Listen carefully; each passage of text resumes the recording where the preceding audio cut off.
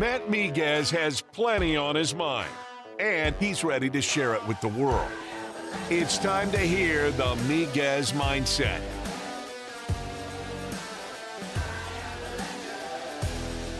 Welcome into the Miguez Mindset on a Monday. Matt Miguez here. SEC Media Days in full swing over in Nashville, Tennessee at the Grand Hyatt Hotel right off of Broadway. Our very own RP3 and Dawson Iserlo, a.k.a. D-Lo, over at SEC Media Days, giving you everything you need to know on the LSU Tigers, who kicked everything off today. Head coach Brian Kelly sat on the podium and, answered a variety of questions from the issues with his secondary. A lot of new faces going to be in that defensive secondary.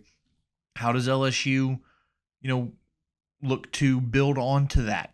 Jaden Daniels having a strong year last year. How does he take the step to the next level? We talked about that last week right here on the Miguez Mindset. He also was asked about NIL and, kind of where that space is headed in college football. And is there enough, coverage or enough, rules in terms of NIL, and how do you really govern that now that it's already in full swing? And also even brought up AI as a tool that college coaches could be using in the near future to build out recruiting profiles and determine what their ideal recruiting needs are as they head into the off seasons. So very interesting to hear that topic getting brought up so early on. It was also announced today that SEC Media Days will be in Dallas in 2024 with the addition of Texas and Oklahoma. Also, first SEC Media Days without Mike Leach, a very emotional statement from SEC Commissioner Greg Sankey kicked off the day again over in Nashville, Tennessee. But when you look at LSU, again, Jaden Daniels, Mekhi Wingo, and Josh Williams are the player representatives, and I'm interested to see how Jaden Daniels takes this experience. There's a lot of times where quarterbacks will go to SEC Media Days and kind of take it as an opportunity to put themselves out in front of the camera and work on their media skills, because when you get to the NFL, there's plenty more media opportunity than what you might see at the college level. So how does Jaden kind of approach this as a growing opportunity for him? And again, when you look at the football side of things, a big year last year, led the team in rushing yards, had set a school record for rushing touchdowns and rushing yards by a quarterback. How does he build on that? Does he continue to play run-first style football for him, or did he truly work on his vertical passing game like we wanted to see him do this offseason? A guy like Malik Neighbors at wide receiver, how do you utilize him now that he's your number one target in the offense? Deep backfield with Josh Williams, Logan Diggs, Armani Goodwin, Noah Cain, John Emery Jr., on and on. 5 running backs at your disposal for Mike Denbrock in the LSU offense. How does that get taken into consideration? And then the defense getting led by Harold Perkins. What more can you say about that? I think that's going to be a show in 2023. Mason Smith on that front line as well. Front 7 going to be interesting to watch. Back 4 might be even more interesting with the new faces, like I mentioned off the top of this episode.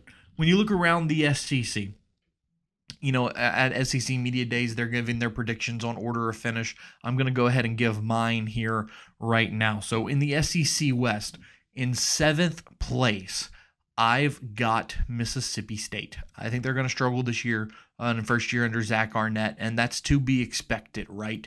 They're going to have some growing pains. I think Will Rogers has a good year, but at the same time, the new offense, the new system might come as a little bit of a shock to some of those guys who are used to Mike Leach's air raid.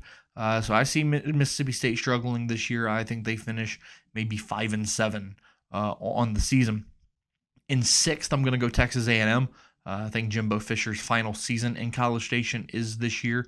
Now, will they be better than they were last year? I think they're one game better this year. I think they finished 6-6, but still not Texas A&M standards. And I think Jimbo Fisher is done over in College Station. In 5th, I've got Auburn. You look at a team like Auburn, Robbie Ashford, I'm still not sold on him as a quarterback. I think that they're going to go through some growing pains again under Hugh Freeze as well, but that's not to say that they won't be good in the future. I just don't think that they're going to be very good right now. In fourth, give me Arkansas. Arkansas, look, the SEC West is going to be stacked this year. Arkansas is going to have a good year. They're going to finish 8-4. Sam Pittman's going to stay around, all that great stuff. But it's going to be a very, very tight SEC West this year. And I think Arkansas is the bottom team that represents that upper echelon of the SEC West. Ole Miss in third. Again, kind of similar situation. I think they have a really good year, 8-4, 9-3. But just still not enough to compete with LSU and Alabama. So Ole Miss is in third. I've got Alabama at second. Too many questions to answer after everything you've lost. Your new quarterback. You've got new players at wide receiver. You've got new running back. You've got new everything.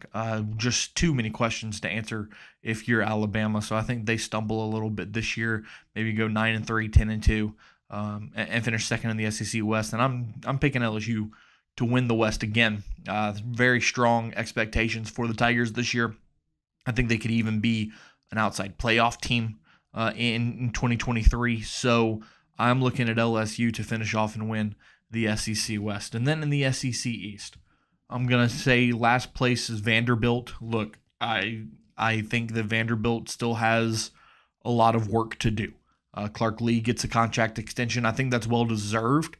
You went 2-10 his first year. You jumped up to 5-7. That's a big jump. Now, I think they're going to plateau out a little bit here, but good things are coming at Vanderbilt. 5-7, I think, is a good mark for them, and they'll finish 7th in the SEC East. 6th, I'm going Missouri again, 6-7 last year. I think that's a pretty good landing spot for them. Maybe a win or two better than that, but things will get interesting in Columbia if Eli Drinkwitz doesn't turn things around in Columbia.